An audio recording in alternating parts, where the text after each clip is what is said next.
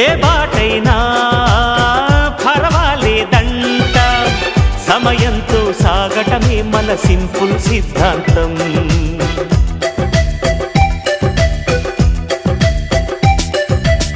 చిరుగాలికి పరిమళమిచ్చే సిరిమల్లెల వనమై ఉందాం, గగనాన్ని నేలను కలిపే హరివిల్లుల వంతెన అవుదాం. ఆనందం అంటే అర్థం మనమందా, ప్రతి పూట పాతై సాగే హుషారు సరిగమలో. ఎన్నో ఎన్నో రాగాలుండే సంగీతం కాదా, చల్లకి నవ్వుల కేరింత.